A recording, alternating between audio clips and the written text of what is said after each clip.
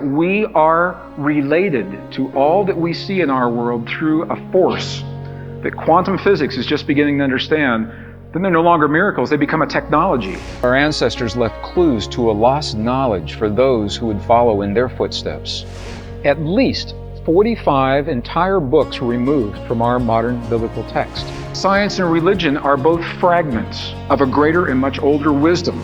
Scientists today describe this field as having an intelligence. They say that we are permeated with an intelligent field that responds to coherent human emotion.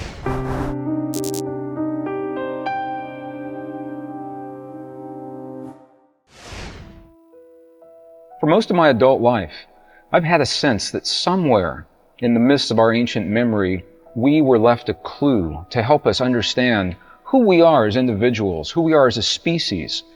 From ancient temples and tombs, buried underneath centuries of sand and debris, to fragmented texts and monasteries in the mountains of Egypt and the high deserts of Peru, the American desert Southwest.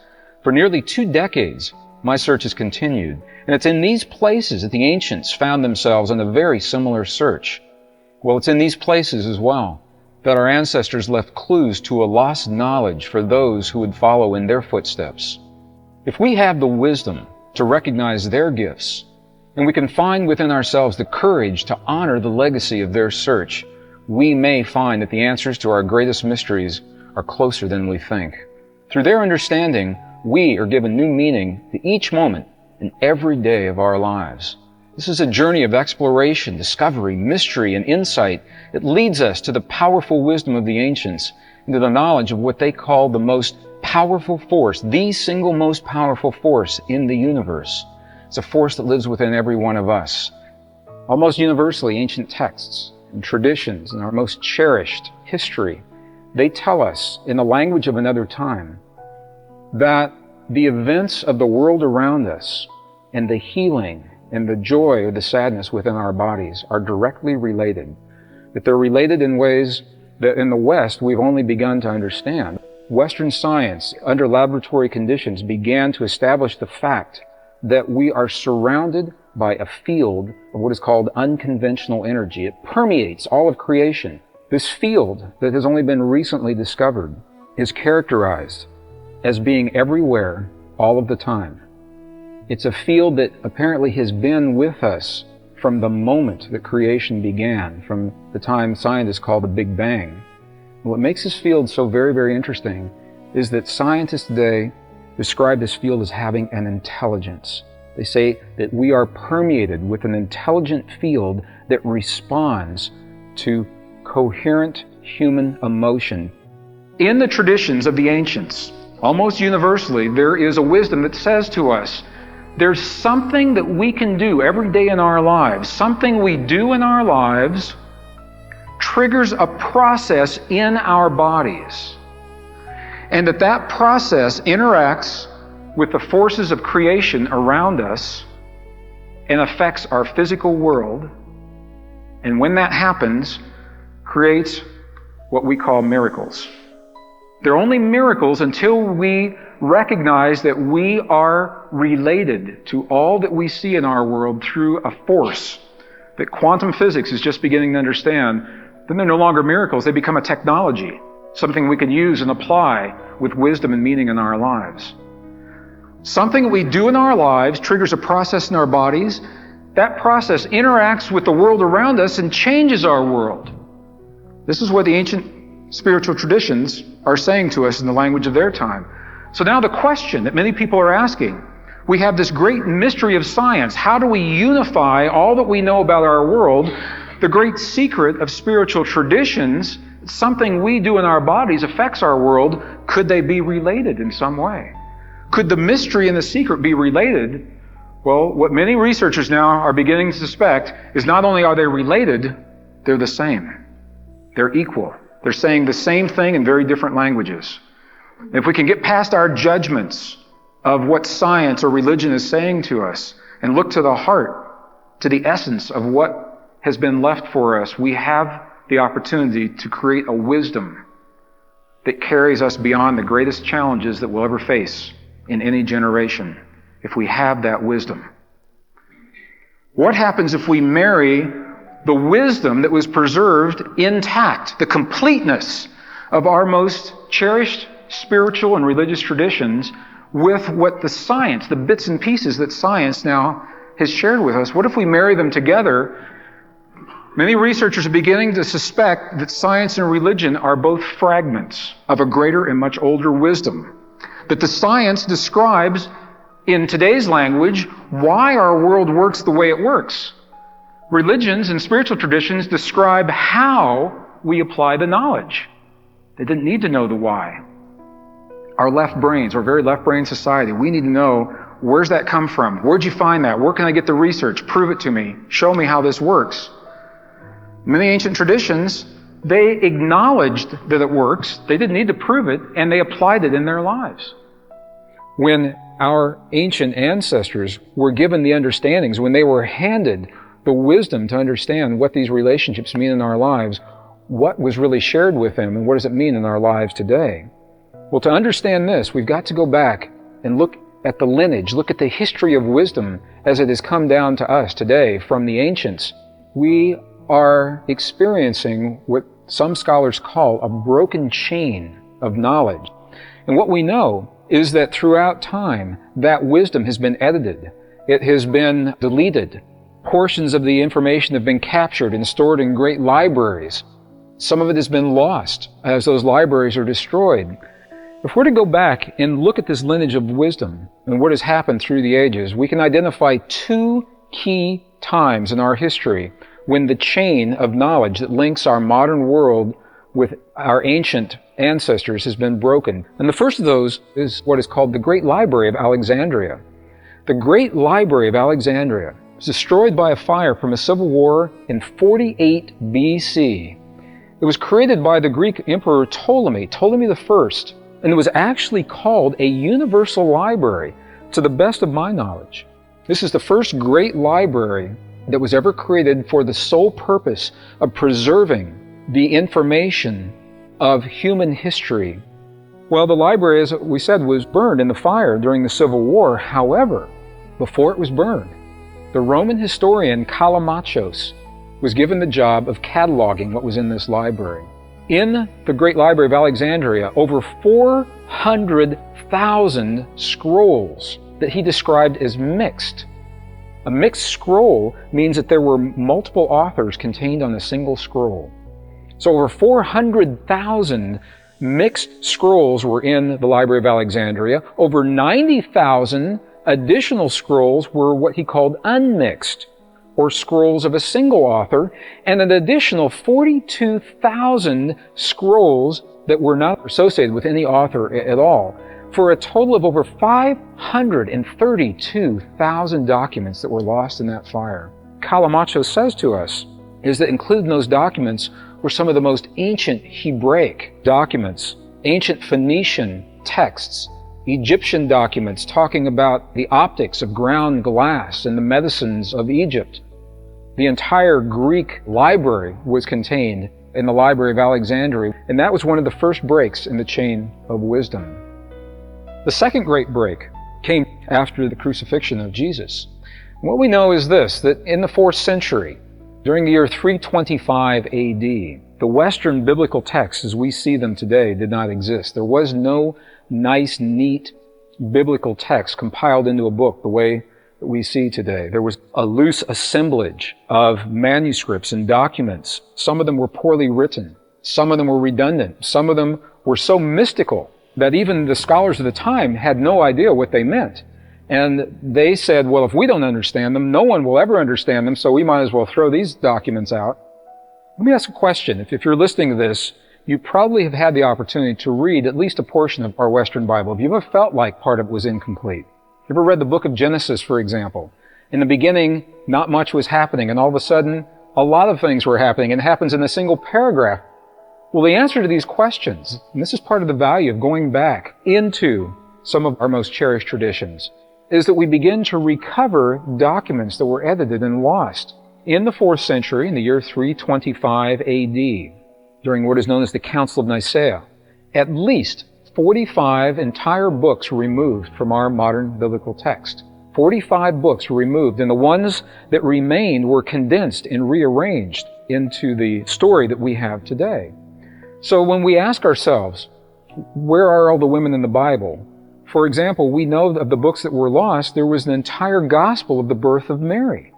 The birth of Mary, describing her lineage as an Essene master and her being raised in a wisdom that supported the mystery and understanding of our relationship to the forces of nature around us.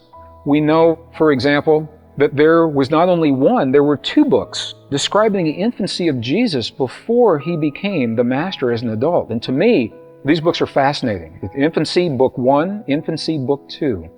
And they describe a young boy in ancient times coming to terms with a power that lives within his body that makes him so very, very different from the other children his age. There are stories, for example, in the book of infancy of Jesus, Book 1, there's a story of Jesus playing with other children approximately his own age. And they're by a small stream, and they're fashioning small clay animals, small birds, out of the clay in the stream. And Jesus becomes frustrated, according to this text, because the animals are lifeless and they don't do anything. And he breathes life into these small clay animals, and they become animated, they become alive. And the other boys go home and tell their parents, and their parents get together with Jesus' parents and have a parent conference.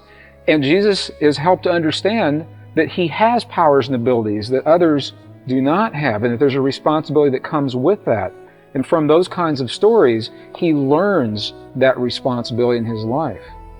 In the edited books of our Western Bible, there are an amazing series of documents, the letters of Herod and Pilate, a fascinating dialogue between Pontius Pilate, the governor who was responsible for the crucifixion of Jesus, and King Herod. And the correspondence begins immediately after the crucifixion, and I'll just paraphrase a little bit about what these letters are all about. Immediately after the crucifixion, Pontius Pilate wrote a letter to King Herod, and he said, in effect, Herod, I think we've just made a really big mistake. And Herod attempted to distance himself from the entire situation, and he wrote a letter back, and he said, well, Pilate, what do you mean, we? He said, I had nothing to do with it, and the state of Rome had no interest in this man's death. That was a local decision. And it's a fascinating dialogue between the 2 men trying to come to terms with what they knew was a momentous and historic event. This is the kind of thing that we're finding. At least 45 books were removed. We know some of them were removed completely and never seen again. They were stored in the vaults of the Vatican libraries, and we find them today in private libraries such as the Habsburgs in Germany. Other books were reserved for scholars only, such as the 1st and the 2nd book of Adam and Eve, the Secrets of Enoch, the Psalms of Solomon. There are entire books that were written by Moses and Noah that we never get to see. So we know that there have been at least 2 major breaks in the lineage of wisdom that links our modern world with our ancient world. One of those was the burning of the Library of Alexandria. The second were the biblical edits of the 4th century. And as we bring this kind of information together, we flesh out, we begin to piece together the missing elements of our lives, our time, our history, and perhaps this is the kind of information that begins to fill in the missing pieces, describing our relationship to the mind of God and the force that links all of creation and how we apply it in our lives in ways that are meaningful to us today. One of the great finds of the 20th century, what has been called the single greatest archaeological find of the last century, was found in an area that is known as the Qumran area along the shores of the Dead Sea.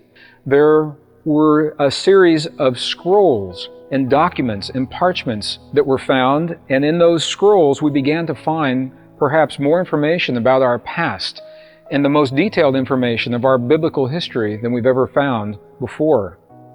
All of this information, tremendous amounts of information, was recovered between 1946 and 1959 in 11 caves on the shores on the western side of the Dead Sea, just outside of Jerusalem.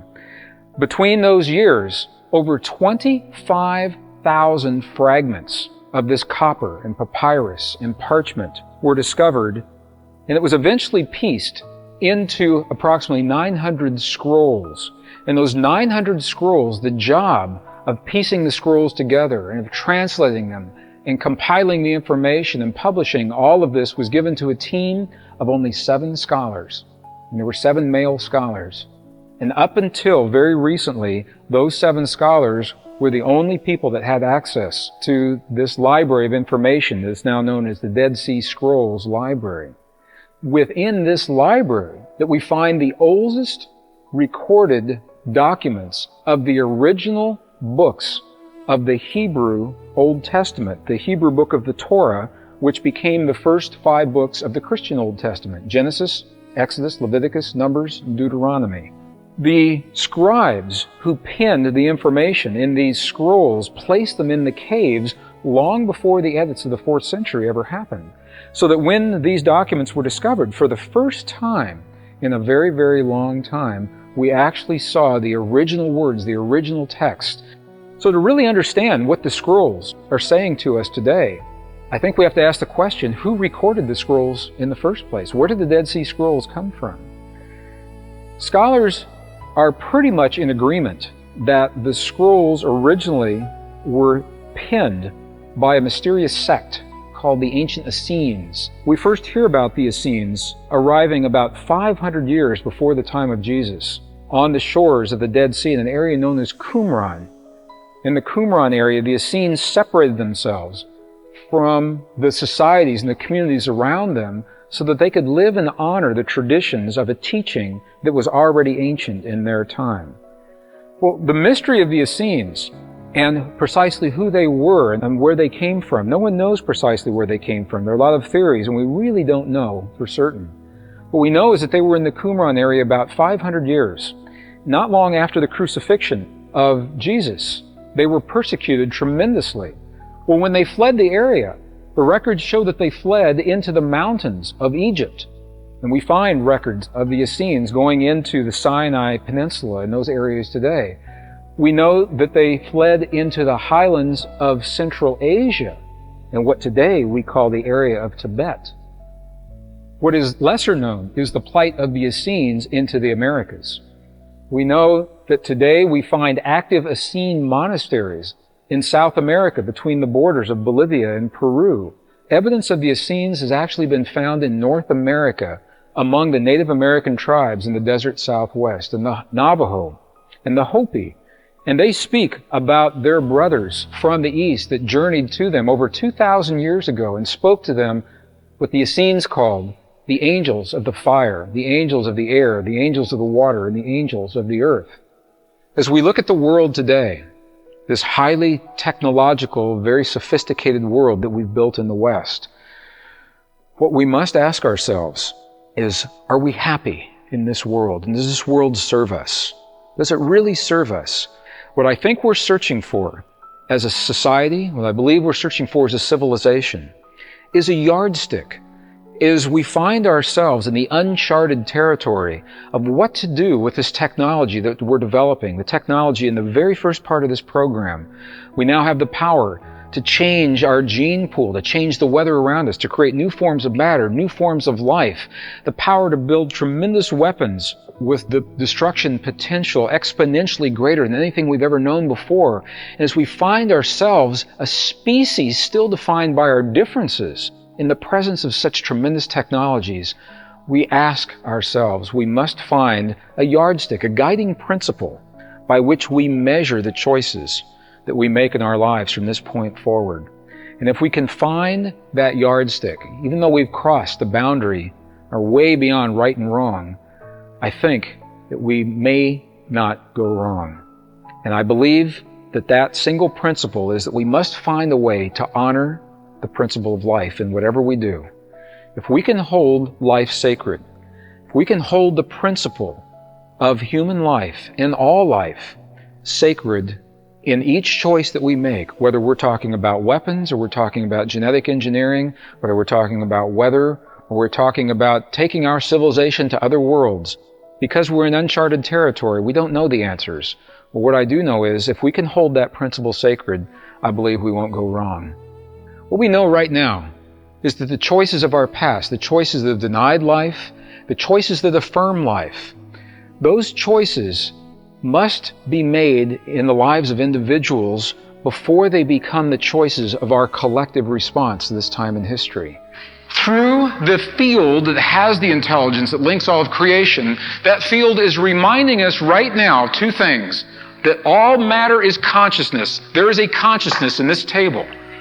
There's a consciousness in this glass, in these plants. It is conscious. Whether or not it's alive or not, I haven't said that. It is conscious. We are interacting with it. All matter is consciousness. All matter is related. What you're feeling in your heart right now has an impact on what's happening halfway around the world. We are the collective answer to the challenges that are being given to us in Jerusalem right now, for example.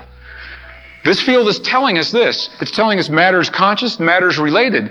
It is giving us the wisdom. We now, through this field, can discover whether or not consciousness is the same thing as life. And we can discover whether or not if life is necessarily human.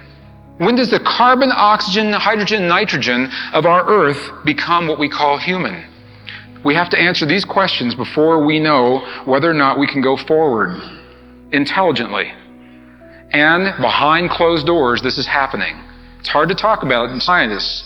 It's a very, very different way of thinking. Others say we've got to do this and we've got to do it quick because our technology is pushing us to this place. Our new wisdom of this field allows new choices in science, new choices in technology, new choices in medicine, choices in peace in our world. We begin simply by honoring the principle of life, diversity, religion, and science and spirituality that led us to this point. We must honor the principles of life. That's what all these traditions have said. That's what science is finding in its own language. Honor the principle of life. We can never go wrong if we're honoring that principle. We asked the question earlier, who is the matrix of creation? Who else could it be? You and I are part of that matrix. We're not separate from it. We are a part of that matrix of creation. We are all living within the mind of God. Quantum scientists are saying this. They're finding new particles, and they are using spiritual names for those particles. The new particles, the quarks, are called the quark truth, the quark beauty, the quark up, the quark down, the quark strange, and all the anti-particles, anti-truth, anti-strange, anti-up, anti-down, anti-beauty, because the physicists have found a realm where the old ideas must change. They're finding something very new. We live within the mind of God. We can never go wrong if we're honoring that principle. And as we do that, the choices that have destroyed and denied life in the past become the choices that affirm life in our present, in our future. Thank you. Thank you.